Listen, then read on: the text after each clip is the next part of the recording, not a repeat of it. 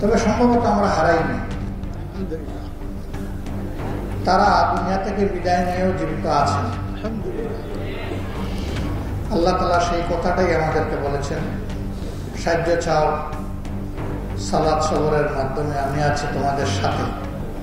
আর ওদেরকে তোমরা মৃত বলো না যারা আল্লাহর দিকে চলে গেছে।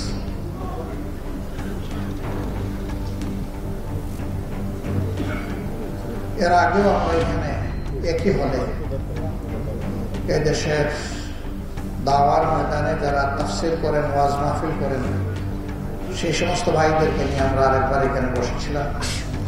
আমার বিশ্বাস যে সেই দিনের অনেকে আজকে উপস্থিত আছেন। আমি প্রথমে একটু অজরহাই দিয়েই শুরু করি। আমার সামনে আমাকে উদ্দেশ্য করে কিছু সম্মানিত ব্যক্তি কিছু কথা বলেছেন। আমি আল্লাহকে সাক্ষী রেখে আমার ফিলিং বলছি যে আমি তার উপযুক্ত নই। আমার সামনে বলায় আমি লজ্জিত হয়েছি, একটু বিব্রত হয়েছি, কারণ আমি আমাকে চিনি আর আমার রব আমাকে সবচেয়ে ভালো চিনি। সীমাহীন সীমাবদ্ধতা আমার আছে, সীমাহীন সীমাবদ্ধতা, ইলমে আমলে সব দিক থেকে, অভিজ্ঞতা তো অবশ্যই, এই সব দিকেই আমি খুবই সীমাবদ্ধ মানুষ। তবে আল্লাহ তাআলাকে ভালোবাসি,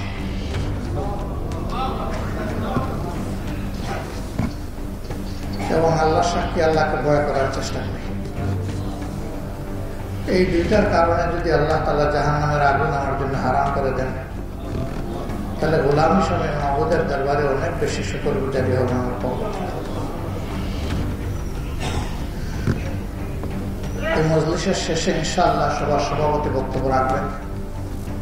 আমার আন্তরিক অনুরোধ, তার বক্তব্যের শেষ শব্দটি না শোনা পর্যন্ত ইনশাআল্লাহ আমরা এখানে ধৈর্যের সাথে বসে, আগ্রহের সাথে বসে শুনবো। আপনারা এসেছেন দেশের বিভিন্ন অঞ্চল থেকে, কক্সবাজার থেকে শুরু করে পঞ্চগড়, জাফলং থেকে শুরু করে ওইদিকে সুন্দরবন, সারা দেশ থেকে এখানে এসেছে। একটা প্রত্যাশা নিয়ে এসেছে, আর আমরা একটা প্রত্যাশা নিয়ে আপনাদের সামনে হাজির হয়েছি। আপনাদের প্রত্যাশার ব্যাপার আপনারা ভালো বলতে পারবেন, আমাদেরটা আমরা আপনাদের কাছে তুলে ধরতে চাই। মসজিদে নববীর কথা আমার সম্মানিত ভাই এবং সহকর্মীবৃন্দ বলে গেছে। মসজিদে নববীকে আল্লাহ তাআলা তার বান্দা এবং তার রাসূলের মাধ্যমে সাল্লাল্লাহু আলাইহি ওয়াসাল্লাম সমাজ সংশোধন এবং বিশ্ব পরিচালনার মারকাজে পরিণত করেছে। সংশোধনের ব্যাপারে এখন কিছু বয়ান হয়, কিন্তু পরিচালনার ব্যাপারে এখান থেকে কোনো ভূমিকা রাখার পরিবেশ এখনো তৈরি হয়নি। এই মসজিদই তো রাসূলুল্লাহ সাল্লাল্লাহু আলাইহি ওয়াসাল্লামের পার্লামেন্ট ছিল, ক্যাবিনেট ছিল। মুসল্লিদেরকে তিনি অ্যাড্রেস করতেন, এটা তার পার্লামেন্ট। আহলে রায়কে নিয়ে পরামর্শ করতেন, এটা তার ক্যাবিনেট। এবং মসজিদে বসেই তিনি বিচার কার্য সমাধান করতেন, আলাদা কোনো কোর্ট আদালতের বিল্ডিং বা স্থাপনা ছিল। এখন আমরা কি দেখি? এখন দেখি ইমাম সাহেব, খতিব সাহেব, ইমাম সাহেব নামাজ পড়াচ্ছেন, সবাই নামাজ পড়তেছে। খতিব সাহেব বয়ান দিচ্ছেন, সবাই শুনতেছে। কেউ আগে, কেউ পরে আসতেছে, কেউ দৌড়ে এসে কোন সুরত ফরজে সামিল হচ্ছে। ইভেন দুইটা খুতবা যে আগে শুনবে সেটা অনেকে মিস করে ফেলে। তার মূল কারণ হচ্ছে এই জুমাবারের মধ্যে কি প্রাণ শক্তি রয়েছে এবং আল্লাহর পক্ষ থেকে কি নিয়ামত রয়েছে, আমরা জাতির সামনে এটা পরিষ্কার করতে পারি। যাদের কাছে পরিষ্কার হয়েছে তারা আলহামদুলিল্লাহ তসল্লির সাথে আসেন, বসেন এবং মন ভরে সেখানে থাকেন, ইবাদত গুজারি করেন, তারপরে তারা যান। আর যাদের কাছে পরিষ্কার হয়নি তারা আসতে পারেন না, আর আসলেও সেই মানসিকতা নিয়ে আসে। তবে এটা ঠিক যে এই দিন আমাদের দেশে মুসলমান হিসেবে যারাই পরিচিত ম্যাক্সিমাম কিন্তু এসে যান মসজিদে। এই সুযোগটা মসজিদকে বাদ দিলে আর কোথাও নেই। তো এইখানে দেশ পরিচালনার কথা হলে মানুষ বলে যে খতিব সাহেব রাজনৈতিক আলোচনা না করলে ভালো। আবার কোন বিচার সালিশের প্রশ্ন আসলে বলে যে চলেন আমরা বাইরে চলে যাই, মসজিদের বারান্দায় গিয়ে বসি অথবা অন্য কোনো জায়গায় বসি। কেন? মসজিদের ভিতরে বসলে এটা আল্লাহর ঘর, ভয়ে কলজা কাঁপে, এখানে উল্টা পাল্টা বললে আল্লাহ ঘাড়ে ধরবেন। বাইরে গেলে মনে করে আল্লাহ বোধহয় ওখানে নাই, নাউজুবিল্লাহ। আল্লাহ তো বলতেছেন ওখানে আমি থাকবো না কেন, আমি তো আলিম বিজাতিস সুদূর, আমি তো তোমাদের অন্তরে বিচরণ করছি, সবগুলা অন্তরে তো আমি আছি, আমাদের অন্তরের খবর আমি জানি, সেই ইলিম আমার আছে। এটা একটা জিহালত যে সমাজকে মসজিদ থেকে বিচ্ছিন্ন করা হচ্ছে। একদিনে এই অবস্থা পরিস্থিতি তৈরি হয়নি, এর কিছু দায় উলামায়ে কেরামকে নিতেই হবে। যারা ইমামুল হাইয়া ওয়াল মাইয়া, জীবনে বেঁচে থাকা অবস্থায় সবাই আমরা তাদের পিছনে মুক্তাদি, আর আমরা যখন লাশ হয়ে যাই তখন আমাদের লাশটা থাকে ইমাম সাহেবের সামনে, কিন্তু তখনও তিনি ইমাম। জীবনে মরণে যাকে মানলাম তার মাধ্যমে কোরআনের সঠিক সবকটা আমি কেন না পাইলাম, এটা পেতে হবে। হ্যাঁ, কোরআনের হুবহু তাফসির যদি কেউ করেন, এমনকি শুধু বাংলার অর্থটাও যদি কেউ বুঝে বলেন, আমি মনে করি হেদায়েতের জন্য এটি যথেষ্ট হবে। খুতবায় অনেক মানুষ ঘুমায়। কেন ঘুমায়? সে বুঝে না যে এখানে কি বয়ান দেওয়া হচ্ছে। তো এই খুতবাকে প্রাণবন্ত করতে হবে। ইমাম সাহেব যদি, খতিব সাহেব যদি আগেই বলেন, যেটা আমরা আগে করি, আসলে খুতবা তো দুইটাই, আমরা করেছি তিনটা। একটা প্রথমে বয়ানের নামে একটা খুতবা, ভাষণ, এরপরে নামাজের সাথে সম্পৃক্ত আর দুইটা। তো যদি ওই ভাষণটা যেটা প্রথমে দেন সেখানে যদি বলেন যে আজকের খুতবায় যা বয়ান হবে এখন তাই আলোচনা হবে, এবং যদি কোরআনের আয়াতগুলা, হাদিসের উদ্ধৃতিগুলা সেখানে নিয়ে আসেন, তাহলে যখন ওই বয়ানটা দেওয়া হবে তখন মানুষ আস্তে আস্তে অনেকে মিলাইয়া ফেলবে যে আজকে উনি এটা বলেছিলেন, এখন এটা তেলাওয়াত হচ্ছে। এর একটা রুহানি আসর কালবের উপরে পড়বে আসর, এবং মানুষ তখন আর ঘুমাবে না, ঝিমাবে না। এখান থেকে কিছু রুহানি খোরাক নিয়ে যেতে পারবে। কোনো কোনো মসজিদে, এটা বোধহয় খুবই অল্প সংখ্যক হবে, সেখানে খুতবা বাংলা এবং আরবি দুটো মিলেই, এমনকি প্রসঙ্গক্রমে ইংলিশও আসলে কোনো অসুবিধা নেই। ইংলিশকে একসময় বলা হতো কাফেরের ভাষা, তো সেই ভাষায় কথা বলা মুসলমান নাই? অবশ্যই আছে। ভাষা কোনোটা কাফের নয়, মুমিনও নয়। মুমিন হবে ব্যক্তিটি, কাফের হবে ব্যক্তিটি। ভাষা সবগুলো আল্লাহর সৃষ্টি, আল্লাহ নিজেই তো বলছে, আমি তোমাদেরকে বিভিন্ন ভাষা বর্ণে এই জন্য পয়দা করেছি যে তারিফ, যেন তোমাদেরকে চিনতে পারো বা তোমরা পরস্পরকে চিনতে পারো, এই জন্য আমি এই ব্যবস্থা দিয়েছি। তো আল্লাহ তাআলা যে ভাষা সৃষ্টির কথা নিজেই বলেছেন, এই ভাষা আবার কাফের হয়ে গেল? নিশ্চয়ই না।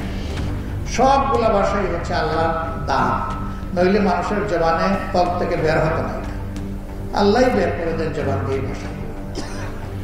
যে ভাষাই মানুষ যেটা আন্ডারস্ট্যান্ড করে, বুঝি, সেই ভাষায় যদি আমরা সোজা সাপটা আমাদের বয়ানগুলা পেশ করি, ওটাই হবে হৃদয়গ্রাহী বয়ান। এটাতে নূতন কোনো অলঙ্কার দেওয়ার কোনো প্রয়োজন নেই। অলঙ্কার যা দরকার আল্লাহ সবটুকু কালামে হাকিমে দিয়ে রেখেছে। এবং এরপরে সোহাগার প্রলেপ রাসূল করিম সাল্লাল্লাহু আলাইহি সাল্লামের সুন্নাহর মাধ্যমে আমরা পেয়ে গেছি। এই দুইটার ভিতরে থাকলেই আমাদের জন্য বেশি কল্যাণকর। আমরা আশা করি আপনাদের কাছ থেকে যে কোরআন এবং সুন্নাহ, কিতাবুল্লাহ এবং সুন্নতে রাসূলুল্লাহ সাল্লাল্লাহু আলাইহি সাল্লামের মাধ্যমে আপনারা সমাজের সামনে এই চিত্রটা তুলে ধরবেন। 52 সপ্তাহ 52টা খুতবা হবে ভিন্ন ভিন্ন। জাতির প্রয়োজনকে সামনে রেখে খুতবা তৈরি হবে। মসজিদ মিশনকে আমরা অনুরোধ করব যে সমন্বয়ের এই জায়গায় যেন তারা দায়িত্ব পালন করে। ইনশাআল্লাহ আগামী সপ্তাহে কি উৎপাটা এই জাতির জন্য প্রয়োজন, কমপক্ষে 1-2 দিন আগে যদি খতিব সাহেবের কাছে এটা পৌঁছে যায় বিভিন্ন জায়গায়, তারা তাদের মতো করে বলবেন, তবে এখান থেকে কিছু খোরাক পাবে। বহু এইটাই তারা বলতেও পারে, আবার এর অংশবিশেষ নিয়ে আরো কিছু প্রয়োজনকে সামনে রেখেও তারা কথা বলে। কিন্তু এখানে একটা গাইডলাইন আসবে। এমন হলে তো আমাদের মর্যাদা বাড়বে, তাই না? সবগুলা মসজিদ এবং মেম্বর থেকে যদি আল্লাহর দ্বীন প্রতিষ্ঠা এবং সমাজের ইসলাহের কথাগুলো আসে, তাহলে আলহামদুলিল্লাহ এটা আরশে আযমে চলে যাবে, পৌঁছে যাবে এবং দুনিয়া আন্দোলিত হবে, প্রভাবিত হবে মানুষের মন। মানুষ জান্নাতমুখী রাস্তা খুঁজে পাবে, হেদায়েতের দিকে যাবে। আমার ভাইয়েরা বন্ধুরা বলে গেছেন, মুসলমানদের মধ্যে কোন অনৈক্য সৃষ্টি হয় এমন কোন কথা আমারও বলা উচিত নয়, আমাদের কারোর কথা বলা উচিত। তবে এটাও কোন ভাই সতর্ক করে দিয়েছেন যে একজন লোকের ঈমান হারানোর জন্য এটাই যথেষ্ট যে একজন ফাসিক তার কাছে কোনো নাবা, কোনো সংবাদ নিয়ে এসেছে আর বাস বিচার না করে সেটা কবুল করে নিয়েছে। এখানে কোরআনও সতর্ক করেছে, আল্লাহ নবীও সতর্ক করেছে। বাস বিচার না করে নিজের সহকর্মী হোক অথবা অন্য কোনো মানহাজ মার্কাজের লোক হোক, বাস বিচার না করে আল্লাহর রাস্তা কারো ব্যাপারে কোনো ধারণা নেবেন না, কোনো মন্তব্য করবেন না। নাইলে আপনি মোটামুটি নিশ্চিত থাকতে পারেন যে আপনাকে লজ্জিত হতে হবে, দুনিয়া আখিরাত দুই জায়গায়। ইনশাআল্লাহ এই ক্ষেত্রে আমরা সর্বোচ্চ সতর্কতা এবং দায়িত্বশীলতার পরিচয় দেব। আমরা আর কোনো ব্যতিক্রম করবো না। এই কয়েকজন লোক নয়, আপনারা প্রতিনিধি হয়ে এসেছেন, এখানে লেখা প্রতিনিধি সমাজ। তার মানে এরকম বহু সম্মানিত ইমাম এবং খতিবদের আপনারা প্রতিনিধি হিসাবে আজকে এখানে এসেছেন। যদি এই কথাগুলা ইমান, ইসলাম, বাস্তবতা, বিবেক এর আলোকে সঠিক মনে করেন, তাহলে সবগুলা কথা হকদারের কাছে পৌঁছে দেওয়া আপনাদের মাধ্যমে আমরা আশা করবো এটা আপনারা দায়িত্ব হিসাবে নেবেন। তাদেরকে নিয়ে বসবেন, কথা বলবেন, বারবার বলবেন, একবার বললে হবে না। যদি একবার বললেই হেদায়েত এবং নিয়ামত সব কিছু পাওয়া যেত, তাইলে 17 বার সূরা ফাতিহার ডেইলি তেলাওয়াতের বাধ্যতামূলক প্রয়োজন ছিল। যে জিনিস যত গুরুত্বপূর্ণ সে জিনিস তত বেশি স্মরণ করাই দিতে হবে। কালামে হাকিমে একই আয়াত, একই সেন্সের, একই শিক্ষার বিষয়ে বারবার ধ্বনিত প্রতিদ্বন্দ্বিতা হয়েছে। জাহান্নামের কথা বারবার এসেছে, সতর্ক করা হয়েছে। একবার বললেই তো হতো। আল্লাহ তাআলা জানেন মানব মন চঞ্চল, আমরা সবাই আজুলা, তরাপ্রবণ, তাড়াতাড়ি পাইতে চাই সব কিছু। যা আমি পছন্দ করি আমার এখনই পাইতে হবে, আগামীকাল আমার সয় না। অবশ্যই এটা ঠিক যে এই সেকেন্ডের পরে আমি বাঁচবো কিনা আমি জানি, কিন্তু আমার পাইতেই হবে। এটাকে আমার হাতে নাকি চাবি যে আমি যা চাইবো তা পেয়ে যাব? দেওয়ার মালিক যিনি, চাবি তো তার হাতে। আমি আমার আকুতি, আমার ইচ্ছার কথা, আগ্রহের কথা, আল্লাহর দরবারে আরজের কথা তুলে ধরতে পারি। তিনি যখন মঞ্জুর করবেন তখন পাওয়া যাবে। যেমন 5 আগস্টের এই গেল বছর যে 5 আগস্ট গেল, এর আগ পর্যন্ত আপনারা আমরা সবাই সেজদায় পড়ে আল্লাহ সাহায্য চাই না, বলি নাই যে আল্লাহ রাত গভীর হয়েছে, এখন শুভে সাদিক আমাদেরকে দান করো। আমরা চাই নাই আল্লাহর দরবার। কেউ কেউ বলতো আল্লাহকে আমাদের ডাক শুনে, এরকমও কথা বলতো। আল্লাহ অবশ্যই ডাক শুনে, হুয়া সামিউন বাসীর। তিনি সামিউ এবং তিনি বাসীর, শুনেনও দেখেন। ঠোঁট যে নড়ে, চোখের পাতা নড়ে, ভিতরে যে অঙ্গ প্রত্যঙ্গ নড়াচড়া করে, সব আল্লাহ দেখেন। আর কণ্ঠ থেকে যা বাইরে সব আল্লাহ রেকর্ডের ব্যবস্থা করেন, নির্ভুল। তিনিই তো সেই আল্লাহ। তার মহান সত্তার দিকে ইঙ্গিত করে বলেছেন, উদৌনি আস্তাজিব লাকুম, আমাকে ডাকো, আমি তোমাদের জবাব অবশ্যই দেব। তাইলে আমার কেন সন্দেহ যে আমার প্রভু আমার ডাক শুনছেন কিনা? বরঞ্চ আমার চিন্তা করা উচিত যে ডাকার মতো আমি ডাকতে পারছি না, এবং ডাকার জন্য আমার যেভাবে আল্লাহর কাছে পেশ করা দরকার সেটা আমি নিজেকে পেশ করেছি। আমার বেয়াদবি মাফ করবে।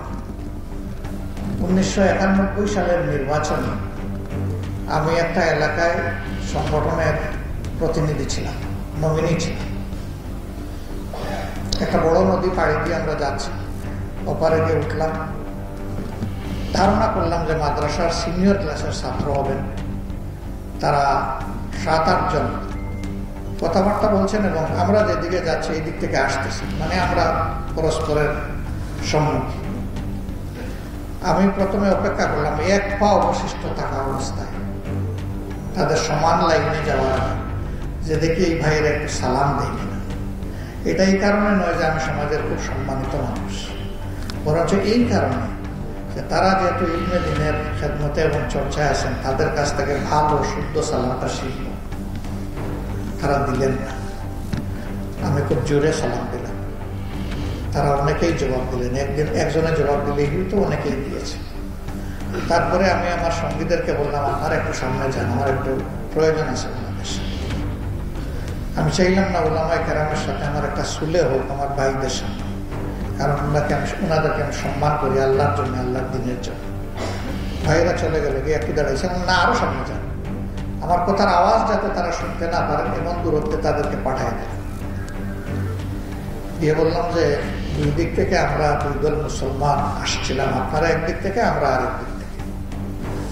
সংখ্যায় আপনারা কম, আমরা বেশি, এবং বয়স যদিও সালামের জন্য কোনো ফ্যাক্টর না, তবুও বয়সে আপনাদের চাইতে এখানে অধিক বয়সী অনেক মানুষ ছিলেন। আপনারা একটু সালাম দিলে একটু শুদ্ধ সালাম আমরা শিখতে পারতাম। তারা একটু লজ্জা পাইলেন এবং বললেন যে এটা আমাদের ভুল হয়ে গেছে। বললাম না, এটা আমাদের ভুল না, এটা আমাদের সংস্কৃতির অংশে পরিণত হয়েছে। প্লিজ, আমি আগে মাপ চেয়ে নিছি। আপনি কোরআনের খাদেম, আপনি ইমাম সাহেব, আপনি খতিব সাহেব, সাধারণ মানুষ আপনাকে সালাম দেবে, এটা যদি আপনি অপেক্ষা করেন, আপনি নিজের উপরে ইনসাফ করছেন না। আপনার আমার মর্যাদা রাসূল করিম সাল্লাল্লাহু আলাইহি সাল্লামের পায়ের তলার একটা ধুলার ওজনের মর্যাদা রাখে না। তিনি শিশুদেরকে সালাম দিতেন, কিশোরদেরকে দিতেন, যুবকদেরকে দিতেন, প্রৌঢ়দেরকে দিতেন, বয়স্কদেরকে দিতেন। আমাদের সমস্যা কি হয়? আমাদের সমস্যার কারণে কি হয়েছে? আসসালামু আলাইকুম, ইসলাম আলাইকুমের চর্চা হয়েছে, কিন্তু যদি আমরা আমাদের সম্মানিত উস্তাদের মুখ থেকে, আম্মায়ে কেরামের মুখ থেকে যদি সালামগুলো শুনতাম, তাহলে অবশ্যই আমরা বলতাম আসসালামু আলাইকুম ওয়া রাহমাতুল্লাহ, যেটা আল্লাহ তাআলা এবং আল্লাহ নবীর পক্ষ থেকে আমাদেরকে এনাম করা হয়েছে, হাদিয়া করা হয়েছে। আমরা সেটা শিখতাম। আমি চাই আপনাদের মাধ্যমে সালামের ক্ষেত্রে একটা বিপ্লব শুরু হোক, এবং আপনারা পারবেন। এই এক সালাম মানুষের কলকে যে কত নরম করে দেয়, সুবহানাল্লাহ। আমরা আমাদের বহু দায়িত্বশীল পেয়েছি, বহুদিন চেষ্টা করে আগে সালাম দিতে পারি। তারা আমাদেরকে হাতে ধরে এগুলোই শিক্ষা দিয়েছে। আপনারা ইনশাআল্লাহ সমাজকে এই শিক্ষাটা দিতে পারবেন, এটা আমার বিশ্বাস। আপনাদের পবিত্র মুখগুলো দেখে আমি আরো বেশি অধিক বিশ্বাসী এবং আত্মপ্রত্যয়ী হয়ে উঠেছি। আপনারা যখন এর চর্চা করবেন, আলহামদুলিল্লাহ সমাজে আল্লাহর রহমত জোড়া শুরু হবে। কারণ এখানে সালামই তো বলা হচ্ছে, আসসালামু আলাইকুম ওয়া রাহমাতুল্লাহ। আপনার উপর শান্তিও হোক আর রহমত বর্ষণ। তা আল্লাহ সামিউন বাসির, এবং যিনি বলছেন যে আস্তাজিব লাকু, তিনি কি আমাদেরকে রহমত দিবেন না? তাহলে রহমতের সমস্যা ভরে যাচ্ছে। আমার সব কথা বলা উদ্দেশ্য নয়, সিম্বলিক কথাগুলো আপনাদের খেদমতে আমানত হিসেবে রেখে দিলাম। আমি চাই মদিনার মসজিদের সৌন্দর্য ইলমি এবং আখলাকি 2 দিক থেকে আপনারা হবেন আমাদের উস্তাদ, আপনারা হবেন আমাদের অগ্রগণ্য। আপনারা যেমন মিম্বরে ইমামতি করবেন, ইনশাআল্লাহ অদূর ভবিষ্যতে আপনারা সমাজেও ইমামতি করবেন ইনশাআল্লাহ। এই জায়গায় যেদিন দেখব সেদিন আল্লাহ তাআলার সিজদায় পড়ে কাঁদতেই থাকবো, শুকরিয়া আদায় করব। ওই দিনের অপেক্ষায় আছি। অতএব কিতাবুল্লাহর চর্চা এবং সুন্নতে রাসূলুল্লাহর চর্চা আর ইত্তেবা, এটা আল্লাহ তাআলা আপনাদের সবাইকে এক একজনকে মডেলে পরিণত করে দিন এবং আপনাদের মাধ্যমে এই জমিনকে আল্লাহ উপকৃত করবেন। আমার ভাইয়েরা যে কথাগুলো বলেছেন ওগুলা সব আমার মনের কথা, এই জন্য ওই দিকে আমি আর গেলাম না। দুই একটা শুধু আমি আবার রিপিট করেছি। আজকের এই সম্মেলনটা সার্থক হবে যদি আমরা যা এখানে বসে আলোচনা করলাম, মুহাক্কিক উলামায়ে কেরাম যে নাসিহা এখানে পেশ করলেন, আমাদের মতো অযোগ্য লোকেরা সাহস করে যে দুই এক কথা বলে ফেললাম, যদি এই কথাগুলো আল্লাহর দরবারে মঞ্জুর এবং মকবুল হয়, তাহলে আজকের এই আয়োজন সার্থক। জমিনে সার্থকতা পাবে যদি আমি এবং আমরা এই কথাগুলোর উপরে সত্যি আমল করতে পারি, তাহলে জমিনও ইনশাআল্লাহ সার্থক হবে এটার জন্য। আল্লাহ আপনাদের উসিলায় বাংলাদেশের চেহারাটা পরিবর্তন করবে। আমি আপনাদের আবারও বলছি, আপনাদের মানে এই কয়েকজন মানুষ নয়, সমস্ত উলামায়ে কেরাম। আল্লাহে আমার কাছে কোনো কওমি নাই ভাই, আমার কাছে কোনো আলিও নাই, আমার কাছে উলামায়ে কেরাম। আলহামদুলিল্লাহ, আমি এটা মানব না। কওমি আলিয়া আল্লাহ এইভাবে সৃষ্টি করে পাঠান, এটা কারো না কারোর সৃষ্টি। এর যদি ভালো কিছু থাকে আমরা পেয়ে গেছি, এর যদি ক্ষতির কোনো দিক থাকে ওটাও আমরা পেয়ে গেছি। এখন আমরা আল্লাহ তাআলার হুকুমকে ধারণ করে আমরা সবাই এক ইনশাআল্লাহ। আমি বড় সাহায্য চাই এই জায়গাটায়, আপনারা প্রাণ ভরে একটু সাহায্য করেন। উলামায়ে কেরাম তারা যদি এক হয়ে যান, ইনশাআল্লাহ বাংলাদেশ জান্নাতের বাগানে পরিণত হবে। কারণ এখনো দেখেন পরিবর্তিত দেশের সমাজে নতুন বাংলাদেশ যেটা বলা হচ্ছে, কিছু না কিছু অন্যায় অপরাধ তো বিভিন্ন ক্ষেত্রে হচ্ছে, কিন্তু আল্লাহর মেহেরবানি আজকে পর্যন্ত আমি কোনো আলিমের বিরুদ্ধে কোনো অভিযোগ শুনিও নাই, দেখতেও পাই নাই। তারা কি মজলুম কম হয়েছেন ভাই? তারা জীবন দেন নাই, উলামায়ে কেরাম শহীদ হন নাই, তাদের উপরে জুলুম করা হয় নাই, তাদের পায়ে ডান্ডা বেড়ি পরানো হয় নাই, রমজান মাস পুরাটা মাস জুড়ে তাদেরকে রিমান্ডে নিয়ে মানসিক শারীরিক কষ্ট দেওয়া হয় নাই, সব হয়েছে। তাইলে তারা কিভাবে শান্ত থাকলেন? কারণ তারা বিশ্বাস করেন যে জমিনের প্রত্যেকটি মানুষ আমাদের কাছে আমানত। তারা এটাও বিশ্বাস করেন হিংসার মাধ্যমে আল্লাহর কাছে ভালো কিছু পাওয়া যায় না। তারা এটাও বিশ্বাস করেন বাড়াবাড়ি কোনো মুমিন বান্দা করতে পারে না। এই জন্য আল্লাহ তাআলা এই সবর এখতিয়ার করার তৌফিক দান করেছেন। এত কষ্টের পরে যারা সবর ধারণ করতে পেরেছে, আল্লাহ যদি মানুষের মনে এই লোকগুলার প্রতি ভালোবাসা পয়দা করে দেন আর দেশ পরিচালনার দায়িত্ব তাদের হাতে আসে, ইনশাআল্লাহ মানুষের জীবন, মানুষের সম্পদ, মানুষের ইজ্জত, এই তিনটা ইনশাআল্লাহ তখন বেঁচে যাবে এবং নিরাপত্তা লাভ করবে। নারীরা পাবে, পুরুষরা পাবে, আবাল বৃদ্ধ বনিতা পাবে, সকল ধর্মের মানুষ পাবে। এখানে মানুষে মানুষে আর হিংসার কোনো ভাব থাকবে না। ধর্মের হিসাব আল্লাহ নেবেন। ইন্না ইলাইনা ইয়াবাহুম সুম্মা ইন্না আলাইনা হিসাবাহুম। এদের সবাইকে আমার দিকেই তো আসতে হবে, আর এদের হিসাব নেওয়া তোমাদের নয়, আমার দায়িত্ব। আল্লাহ তাআলা নিজে ঘোষণা করেছেন, ওটা ওখানে দিয়ে রাখে। আমরা আমাদের আমলে কওলি দুই দিক থেকে চেষ্টা করি ইসলামের সৌন্দর্য ফুটিয়ে তোলা।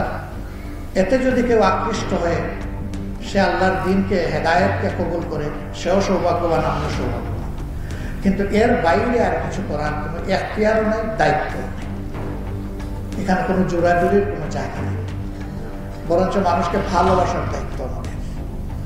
আমরা যেন মানুষের ভালোবাসা অন্তরে পোষণ করতে পারি এবং প্রত্যেকটি মানুষকে বয়স নয়, পেশা নয়, যোগ্যতা নয়, শিক্ষা নয়, তার সম্পদ নয়, আশরাফুল মখলুক তার হিসাবে আমরা যেন প্রত্যেকটা মানুষকে সম্মান করতে পারি। আল্লাহ তৌফিক দান করুন। আসসালামু আলাইকুম ওয়া রাহমাতুল্লাহি ওয়া বারাকাতুহু।